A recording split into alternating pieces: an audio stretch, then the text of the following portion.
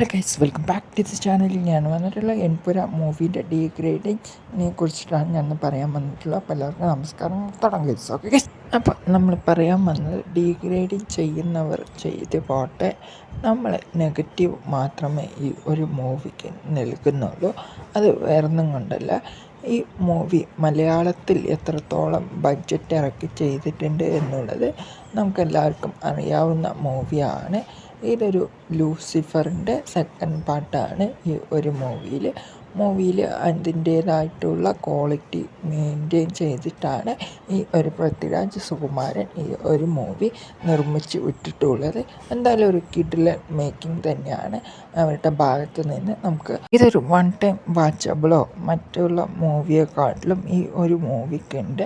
എന്നാൽ പോലും ഈ ഒരു മൂവിയിൽ രാഷ്ട്രീയം കലർന്ന് പറഞ്ഞു പോകുന്നുണ്ട്. അത് വണ്ണിലും അങ്ങനെ തന്നെ ആയിരുന്നു. രാഷ്ട്രീയം കലർന്ന് പറഞ്ഞു പോയിട്ട് ഡ്രഗിലേക്ക് എത്തിപ്പെടുന്നതായിട്ടാണ് ഈ ഒരു കഥ മേക്ക് ചെയ്തിട്ട് വണ്ണിൽ വിട്ടിട്ടുള്ളത്.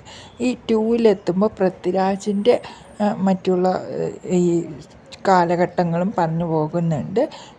ഈ ഒരു പൃഥ്വിരാജിൻ്റെ കാലഘട്ടങ്ങളും ഇതിൽ പറഞ്ഞു പോകുന്നുണ്ട്.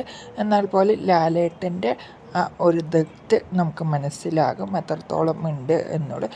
കുറേശ്ശെയായിട്ട് ഈ ഒരു മാറ്റം അത്രയ്ക്ക് ഒന്നും ഇല്ല, എന്നാൽ പോലും കിടലായിട്ട് ചെയ്തു പോയിട്ടുണ്ട് എന്നാണ് എനിക്ക് പറയാനുള്ളത്.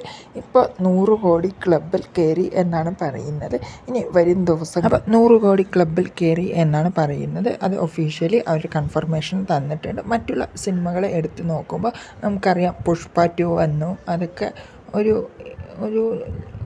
ആവറേജാണ് എനിക്ക് കാണാൻ പറ്റുന്നത്. മറ്റുള്ള സിനിമകളെക്കാട്ടിലും ഇതൊരു മലയാളം സിനിമയാണ്. മലയാളികൾ തന്നെ ഇങ്ങനെ നെഗറ്റീവ് പറയണ്ട എന്നാണ് എനിക്ക് പറയുന്നത്. എല്ലാ രാഷ്ട്രീയ പ്രവർത്തകരെയും ഇതിൽ തേച്ചൊട്ടിക്കുന്നുണ്ട് എന്നാണ് എനിക്ക് പറയാനുള്ളത്. ഈ മൂവി എന്തായാലും ഒരു കിടിലൻ മൂവിയാണ്. 100 കോടി ആയി എന്നാണ് ഇവർ പറയുന്നത്. ക്ലബിൽ കയറി എന്നാണ് പറയുന്നത്. ഇനി ഒരു 1000 കോടി കൂടെ ക്ലബിൽ കയറട്ടെ എന്നാണ് എൻ്റെ ഒരു പ്രതീക്ഷ.